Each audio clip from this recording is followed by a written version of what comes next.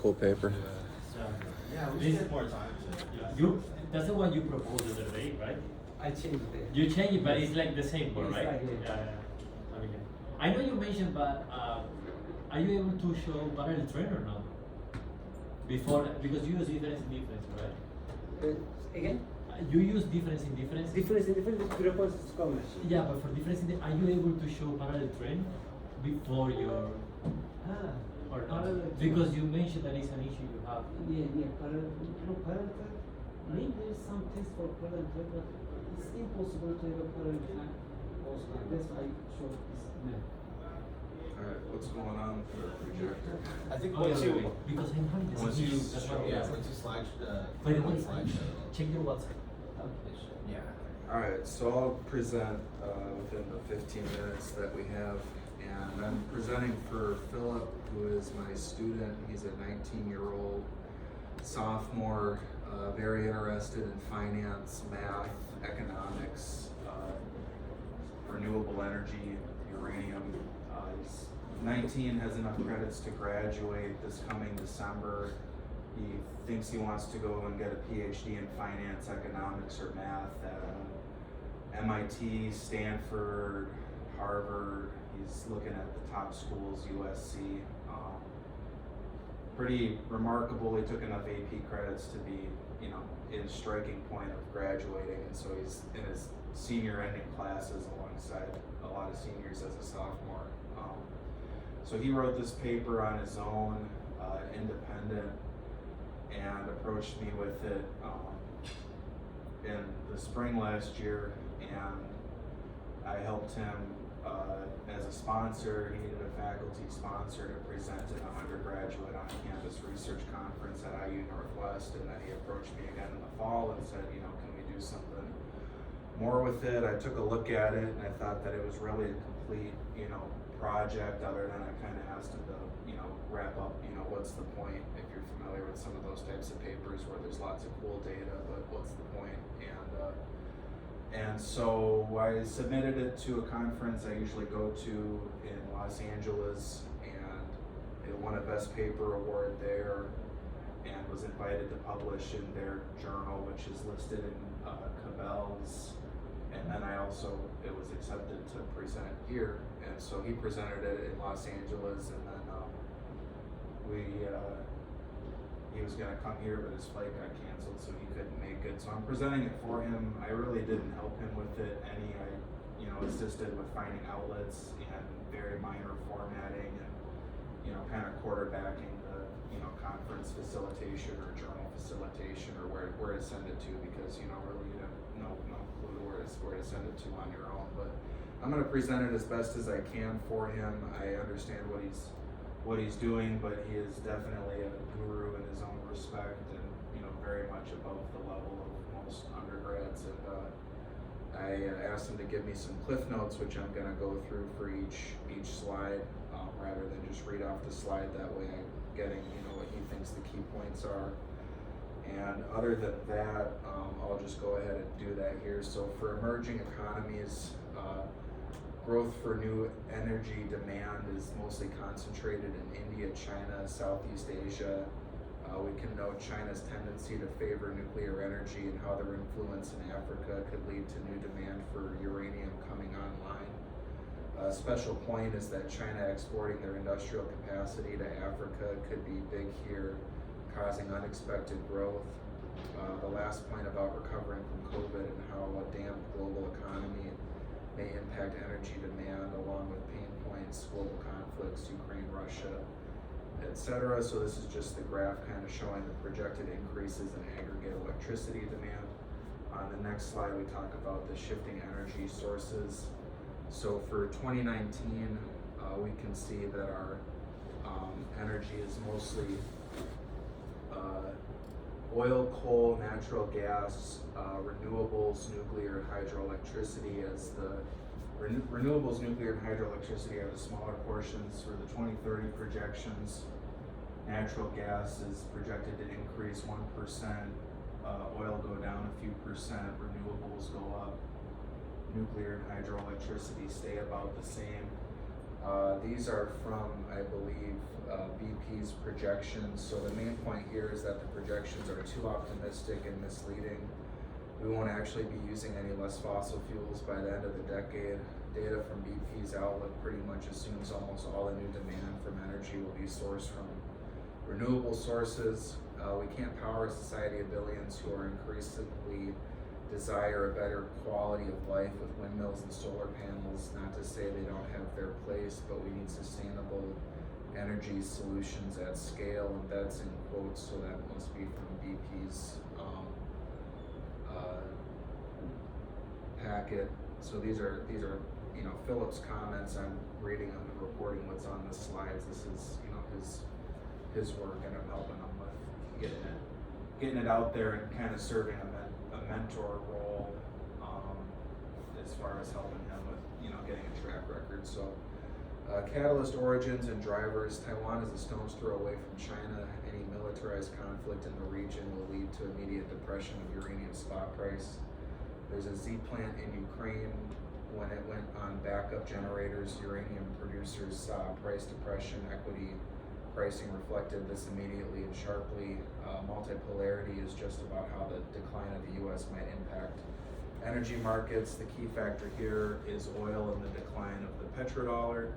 Next, we'll get on to the econometrics. There's a couple slides there. So we have upper and lower consumption scenarios.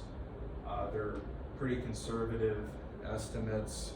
We're outlining that in both, and basically pessimistic lower scenario and conservative upper scenario. There's significant growth in uranium demand no matter what happens.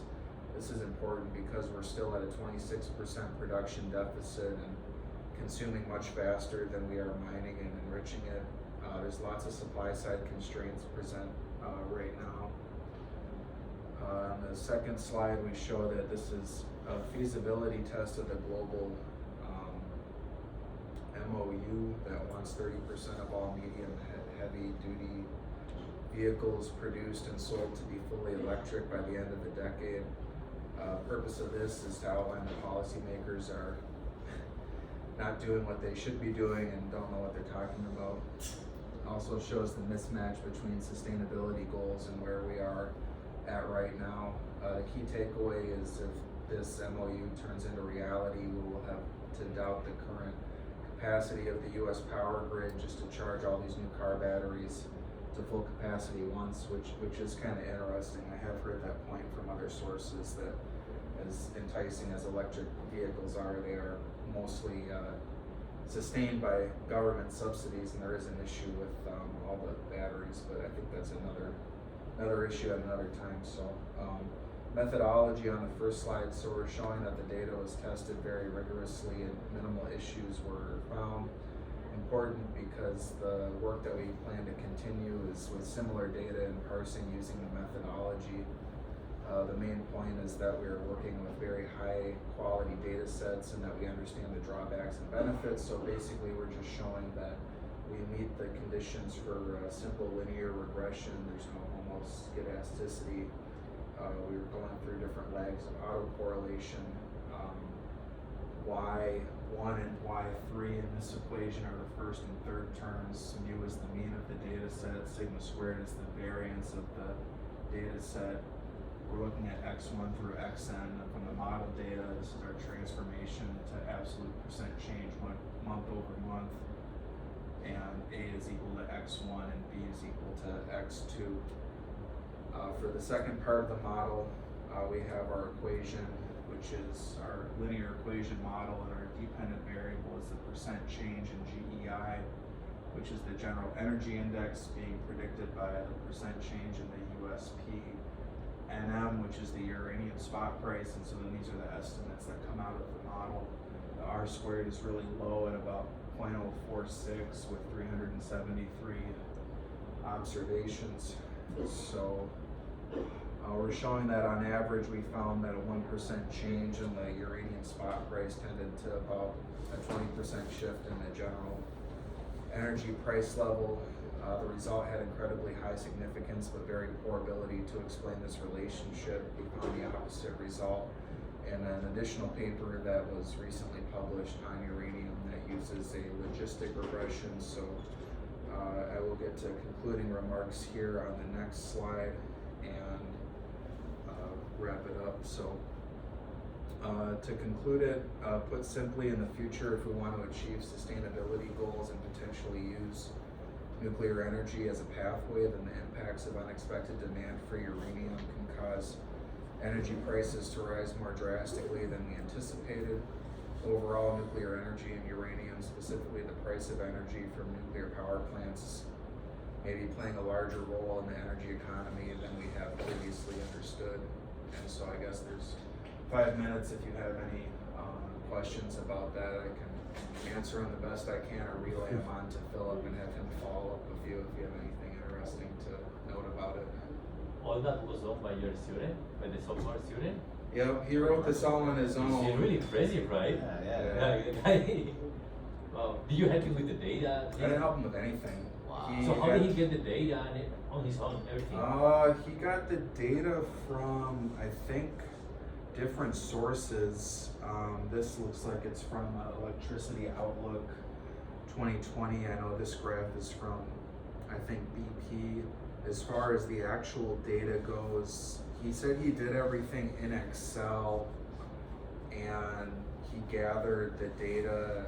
I'd have to ask him where he got the data from. I don't think he goes over But it. is it here. like publicly? It's publicly available data you can Yeah. get online, and then he just created the forecasts and came up with the sample of which countries, and then Really impressive. and then he wrote a follow-up paper. So we got this accepted and it wrapped into a directed study, and so he wrote a follow-up paper that uses logistic regressions in a different sample and kind of he flips the story upside down and tells the story the other way and kind of shows the same kind of result in a different way with the logistic regressions, and then that paper got accepted to publish in a low-ranking ABDC journal, and then he wrote an additional paper on wealth management. So he's kind of got a whole bunch of ideas, and I just gave him the space, and he's getting credits to work on them, and I've just been pushing them out.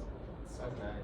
Yeah, that's what we were doing in Hanoi, was presenting the second part of this paper, and then the wealth management paper, and then presenting this in Los Angeles and then here. So he's the one you were talking to me about before. So he's Vietnamese? he's not Vietnamese, he's American. He's there's a bunch of He's guys from Mesopotamia or Macedonia or something like that.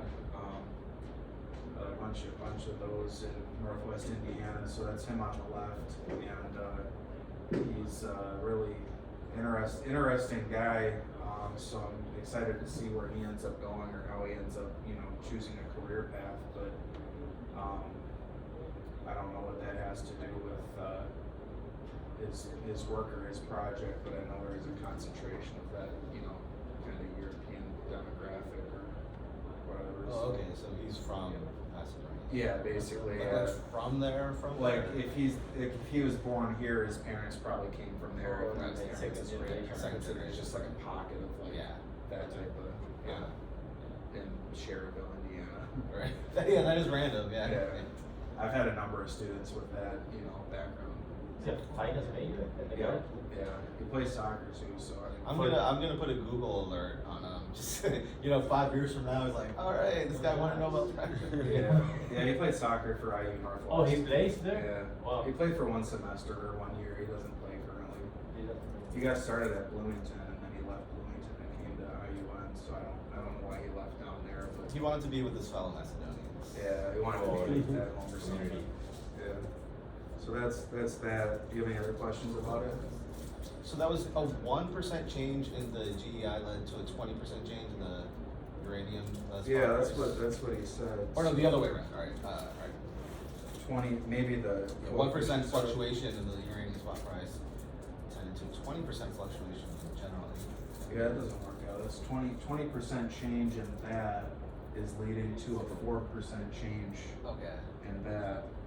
I don't know why he wrote it the other way. Because around. that just struck me as being A 1% change in the uranium spot price would lead, well, that's if what you that says, multiply yeah. that by 5, that's a 1% change.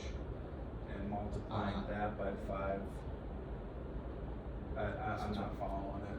Okay. Are you following it? I don't see it.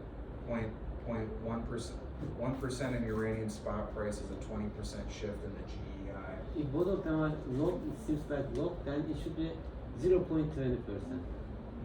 If because it's a change in percentage, so both of them use log very good, most probably. And 1% change in uranium will increase 0.20%, 0.2%.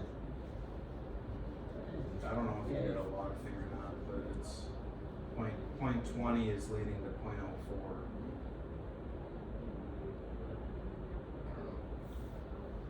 Over here.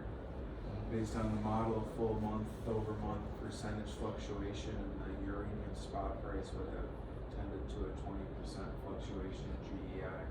I'll have to ask him about that, how to interpret that, because it looks like it's 20% on the percent change in the uranium spot price, but I'll text him in a little bit and ask for clarification. Yeah, I was just wondering about that. Yeah. But yeah, I mean, that's really interesting. Yeah, super impressive that he just whipped this out on his own. And I spent enough time with him that he knows what he's talking about. Yeah. And he sent me data for other stuff, so I don't think there's some, magic person behind the scenes. Yeah, right. Yeah. I didn't know him with it, but I knew what to do with it. I mean, I spent 6 months with him before I sent it anywhere. I mean, I wanted to make sure that it was like legit and actually, knew what it was doing. And yeah, I won a Best Paper Award at a conference in Los Angeles, and they asked if we wanted to publish it in their journal, which is Von Cabela's, which is a good hit for undergrad. Definitely. And good for most tenure track jobs, I think. So, any other questions?